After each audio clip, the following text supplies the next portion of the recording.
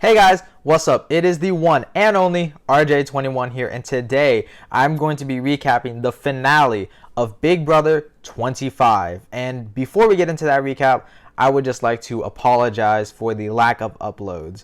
I was initially going to make a video on the Final 5 round, however, it was announced that the Final 4 round was going to be shortened, and I wasn't anticipating that. And for those of you who don't know, I tend to record my videos on Friday or Saturday after the Thursday live eviction episode. So when it was announced that Sunday was going to be the shortened Final 4 round, that was unexpected for me, and I was not anticipating that. So I thought that I could maybe make one video encompassing both the Final 5 and the Final 4 round, but then my personal life just got super busy out of absolutely nowhere, so I just didn't have the time to make that video. So I just decided, you know what, let's just not make a video, we'll just talk about them in future videos.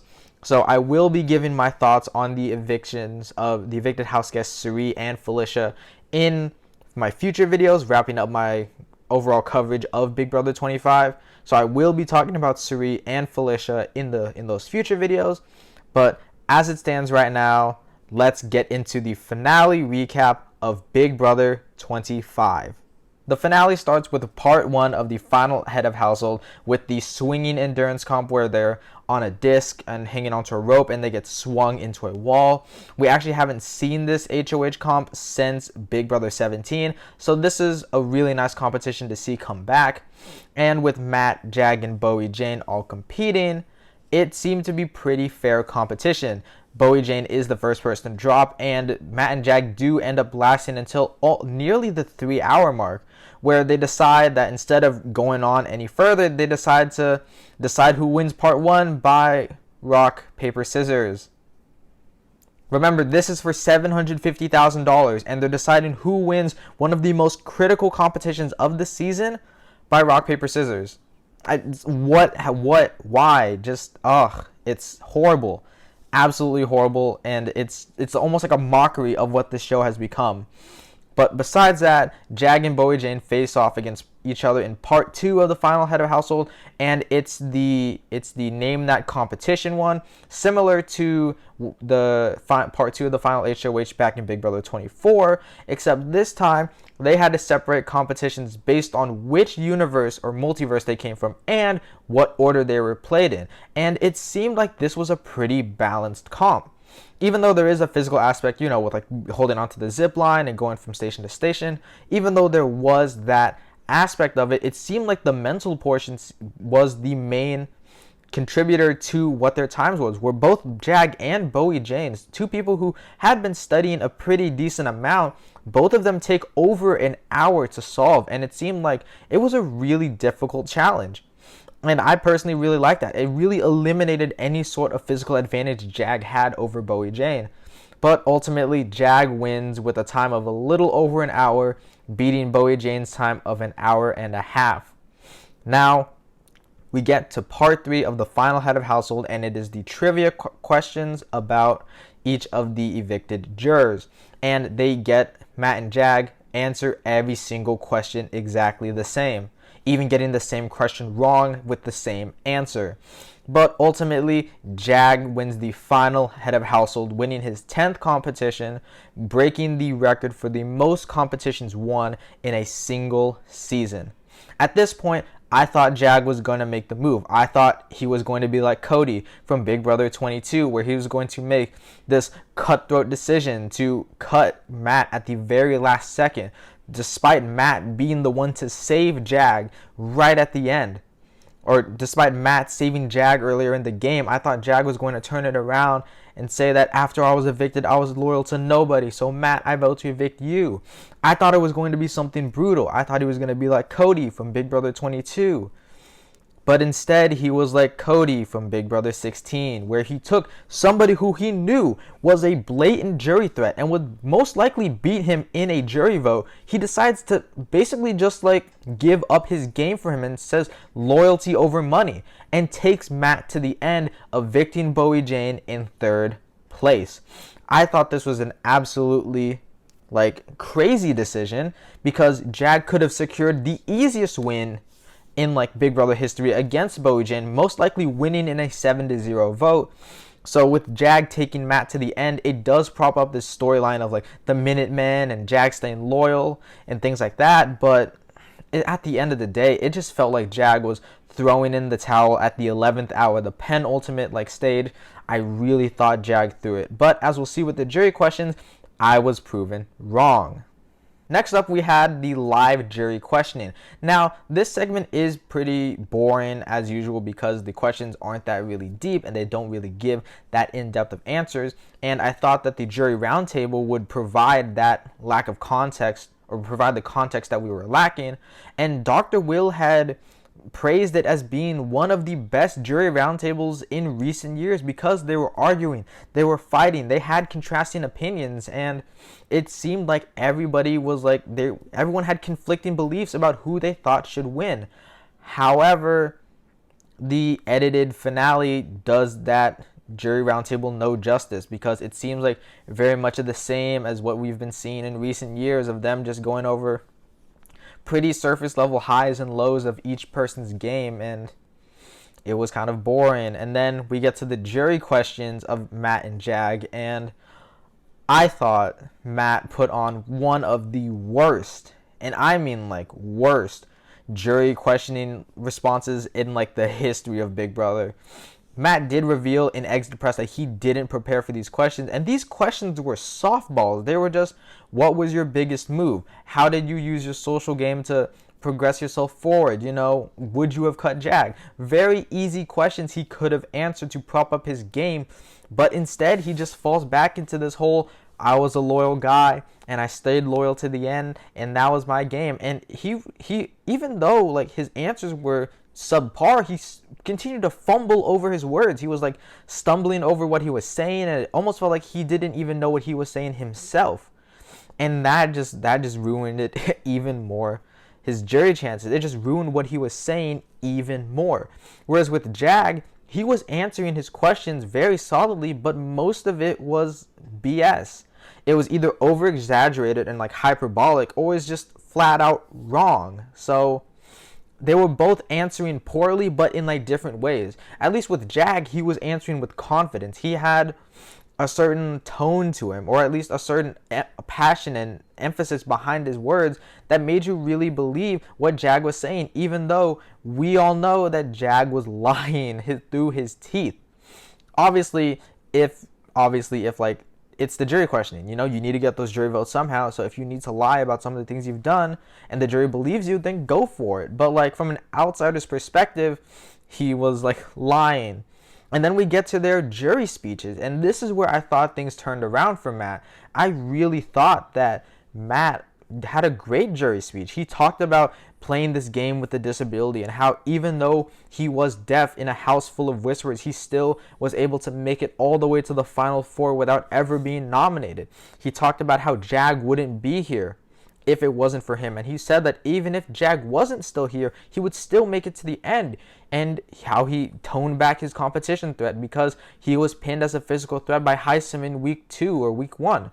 Like, all of these things are great for Matt's game. I just wish he emphasized them more in the jury questioning portion. And then we switch over to Jag, somebody who spoke with a lot of passion, but his tone was very, very questionable. Like, he was borderline threatening them, saying that you need to make the right decision tonight by voting for him. And he said that he was bathing in the blood of everybody on that jury. And even people like Sari and Corey were like, okay, settle down. You don't need to be doing all of that. And like, it almost felt like he was threatening them. I'm not saying that like he had like a threatening tone, but he was saying things like, you need to do this. And I played this and I got all of your bloods in my hands. My hands are covered and I'm filthy. And like things like that. But then he wraps it up by saying that he played this game with honor and integrity. When it's like, you can't have both. You can't play a dirty, bloody, cutthroat, filthy game and then be loyal and like have integrity. Like, I feel like you can be loyal to a certain extent, but you can't say that you're like this loyal integrity holding person when you've shown on multiple accounts that you're not a loyal and integrity holding person. Like, so his jury questioning just didn't make sense. But it turns out that that's all that the jury needed. So when the jury votes are revealed, it is revealed that Jag is the winner of Big Brother 25 in a 5-2 jury vote, with Suri and Felicia being the only two jury votes to vote for Matt to win, making Jag the first sick house guest to ever win Big Brother, the first house guest to win 10 competitions in a single season, and the first ever winner to be voted out and then come back into the game and then eventually go on to win.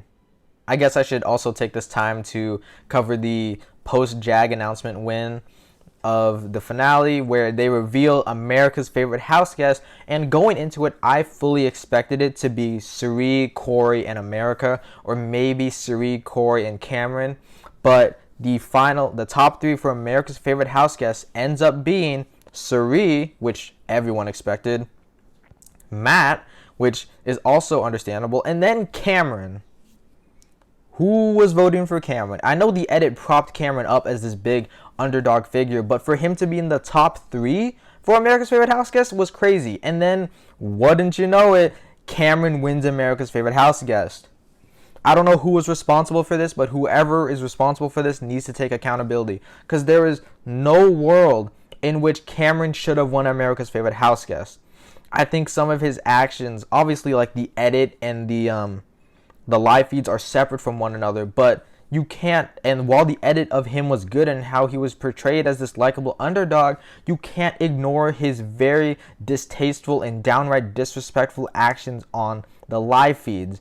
Like, it's weird. Like, it's not like a retaliation thing, right? Because even though, like, thinking back to somebody like Cody from Big Brother 19, somebody who was very problematic on the feed, somebody who made openly transphobic comments and things like that, even though Cody from Big Brother 19 was making those comments, he won America's favorite house guest in retaliation to the bullying tactics of Paul, right? Like, it was a direct action against them. But with here, this is actually like a fan base of people supporting Cameron and wanting Cameron to win, and then he ends up winning. So it's like, I as you can tell, I did not like Cameron on this season. I think he did bring some entertaining aspects on the edited shows, but in terms of him like as the favorite of the season, it's just like, that's crazy to me.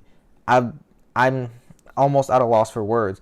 But before the finale episode is over, it is revealed that there is going to be a winter season of Big Brother, and everybody was expecting it to be the legend season that they've all been wanting, when it turns out that it's Big Brother Reindeer Games, a show 6 episodes long, completely dedicated to competitions. I mean, like, why? Just why? Right? What makes Big Brother interesting is the social strategy, right? That's what makes Big Brother so interesting. But now it feels like Big Brother is becoming this watered down version of the challenge. And it's not a very good direction for the show to be heading in. Do I think they're fully going to lean in the competitions? No, but I think with the introduction of the Big Brother Reindeer Games, I think this is definitely a bad sign that the competitions aren't going to change, and they're not going to be more equitable for other house guests. It's going to continue to favor the more athletic house guests, and that's not going to change. And that's really troubling for the future of the show, because that's where all the intrigue comes from. Seeing these people these underdogs who you wouldn't see in a position of power, being able to rise up to the top and shake everything up. We don't get that if the same type of people keep winning every single competition. Like, it's just not going to happen.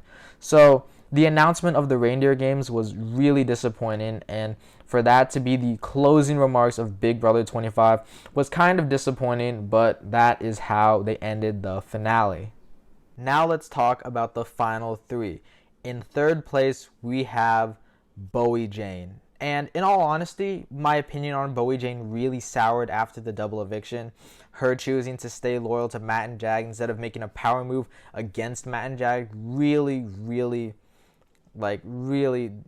any sort of interest and intrigue I had in Bowie Jane up until that point was just completely depleted from that one singular move. And from then on, it was just the same Bowie Jane being Bowie Jane, staying loyal to Matt and Jag. And while it is impressive that Bowie Jane ends up being the woman to win the most competitions this season with 3 HOHs, also being tied for the most amount of HOHs won this season, it's still not that impressive. I think Bowie Jane is a middling player. I think she is very solid at diminishing her threat level. I think even though people do want to bash her for being a very passive player, I think I've said it in the past, and I'll say it again. I think Bowie Jane is an actively passive player, and that plays to her benefit. She knows that if she's not in the limelight and she doesn't need to make any sort of big waves to protect either herself or her alliance, she's not going to win a competition to do that. She's not going to win a competition to unnecessarily put herself in the spotlight, and I can respect that. I do respect that. However, it's just when she does have the power to make big moves, like during the double, trying to take a shot at Felicia, taking a shot at Matt and Jag at the Final Four, trying to get Matt out instead of Felicia. Like, she has these opportunities to make these big moves. She just chooses not to, and that's the most infuriating thing about Bowie Jane. And then even going to like her presence on the show, I think she holds the record, maybe not the record, but I think she's up in the top 3 for the most underrated players in the Final 3 in the history of Big Brother. And I think it's pretty fitting, because considering how weird of a character Bowie Jane was on the show. Like me personally, I thought it was funny at times, but most of the other times it just came off as very awkward and very cringy. Like okay, side rant, but her jury question to Jag was the cringiest jury question I think I've ever heard on Big Brother. How did your game, I think for the better, how did that benefit from joining the Mafia? And then she did like the Mafia hand signal or symbol that they've developed, and it's just like, ooh, like that's like, it just like, if I physically like scrunched up my shoulders, like, ooh, that was so bad. That was so bad. We did not need that. And I think that's pretty encapsulating of Bowie Jane as a presence on this season. Somebody whose overall like speeches and demeanor is very awkward and comes off as very like cringy sometimes, but somebody who is blindly loyal to the people she pledges her allegiance to, and she is going to ride for them until the end, until she's swayed another way, or until she's proven that she can't trust the people she's been working with anymore.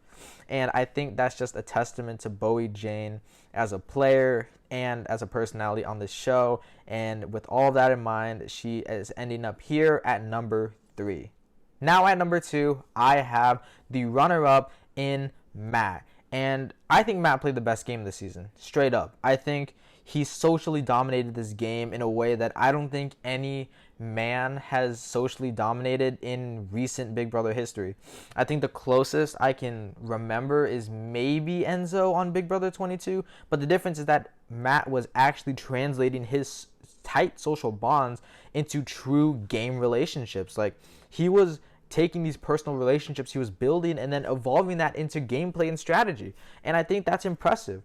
I don't think Matt was ever in danger of going home until the Final Four round. And even when he should be the main target to go home, even when he should be the blatant target to take out, his social game prevails, and that Jag continues to take him to the end. Continues to take him to that end game. Even though Jag knows that Matt is a huge jury threat and Matt has a chance of beating him, Matt is still taken to the end by Jag. I think that's just a testament to how good of a social game Matt played. In terms of his strategic game, it's obviously very questionable. It's sometimes a little passive. Like, he does have inklings and like remembrances of, not remembrances, but instances of him playing strategically. He does have these little moments where he is being very active and pushing what he wants. However, I don't think he is as actively strategic as he is actively social.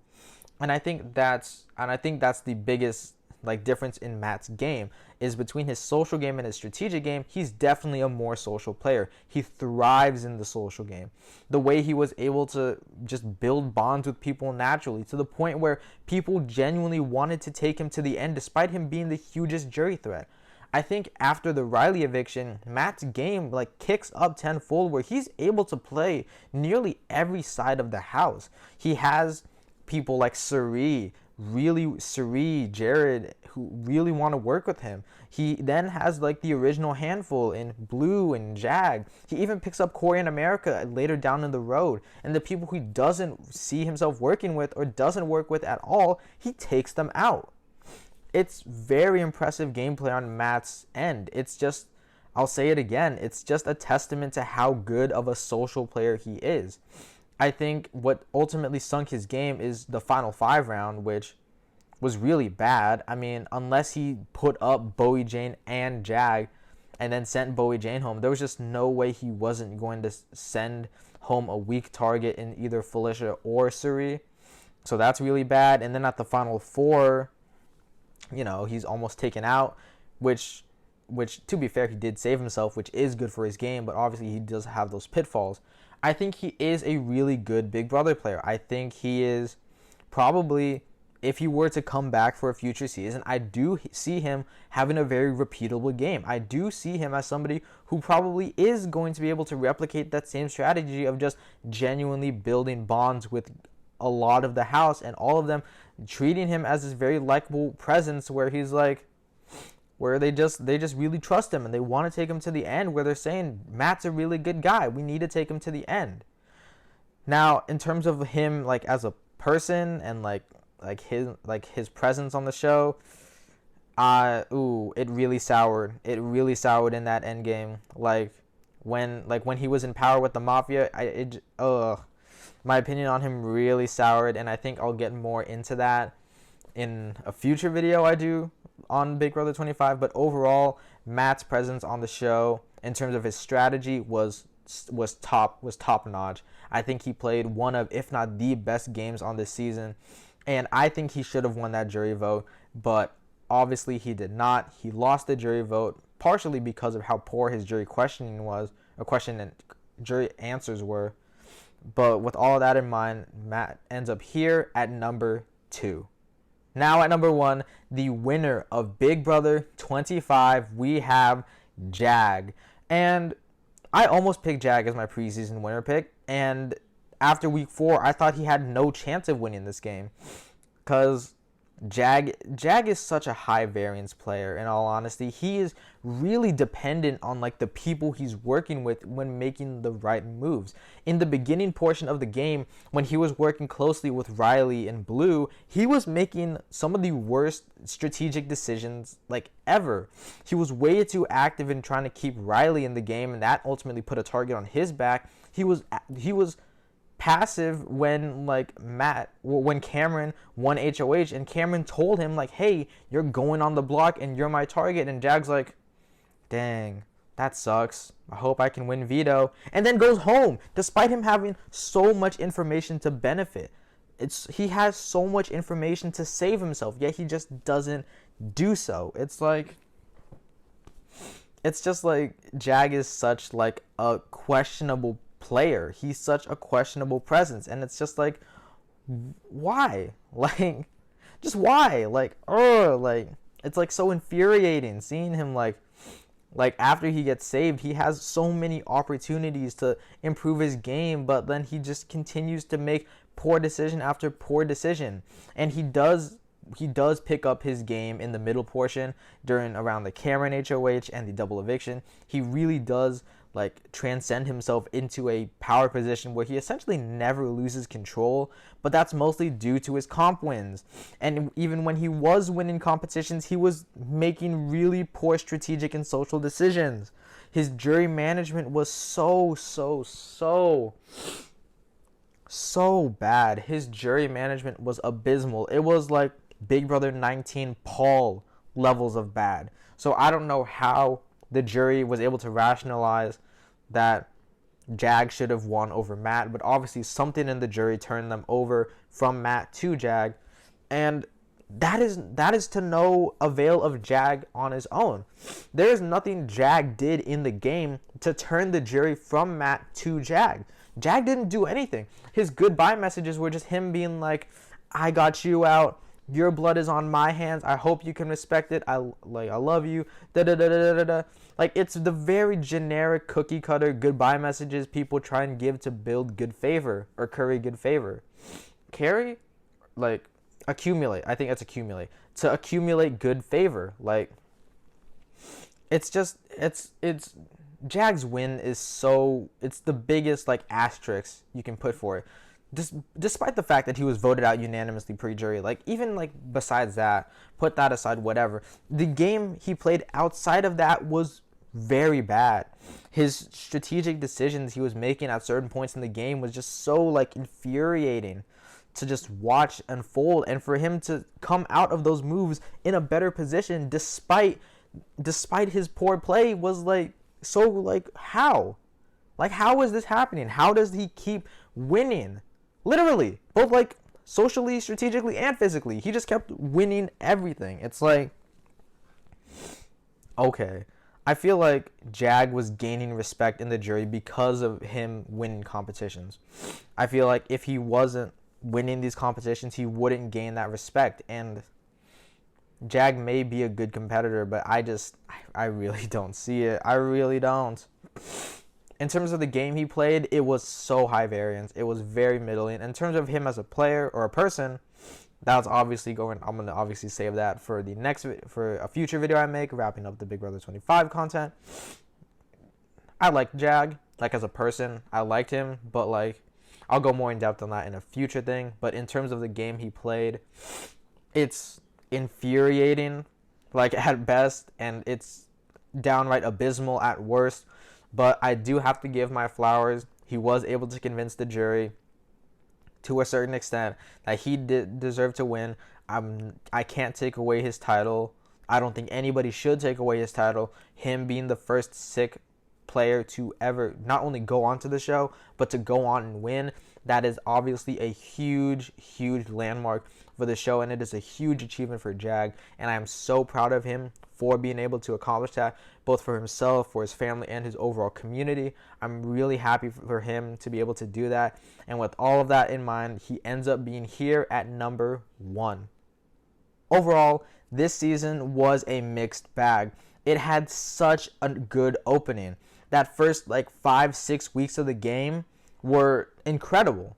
They were, like, absolutely incredible. That first, like, whole pre-jury phase was some of the best and most entertaining Big Brother has been in recent years. Like, from the gameplay, from the personalities, from, like, the humorous moments. Like, it was all just so good. But then it takes a nosedive once the zombie twist happens. And then it takes an even further nosedive after the second double eviction.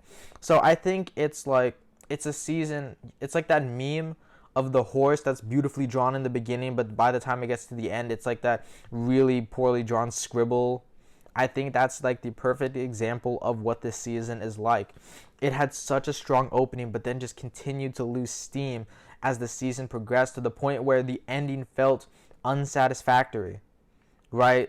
To have Jag, this person who was voted out unanimously 10-0, go on to win the game, and then to cherry on top that, Cameron wins America's Favorite House Guest, like, to have that be the closer of this season definitely is like, it leaves not the best taste in people's mouths, right? Like, obviously, I'm not trying to bash Jag's win. Jag won for a reason.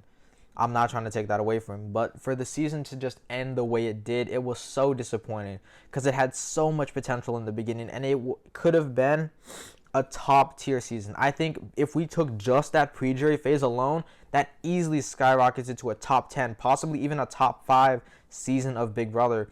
But it just continued to lose steam as the season went on, and it just dragged on until the end, until we eventually landed at the winner. And overall, this season, it was good. It could have been great, but it was just good. And that's all I have to say about this season. In terms of future videos, I will be doing a player ranking where I will be ranking the games of each of the house guests. And I will also be doing a house guest ranking how much I enjoyed each house guest throughout the season. So with all of that in mind, I guess that's the end of Big Brother 25. So if you agree with my opinions or disagree with them, be sure to leave your thoughts in the comment section down below. Be sure to like, subscribe, and share with your friends if you have any of those, and I'll see you all in the next video. Peace.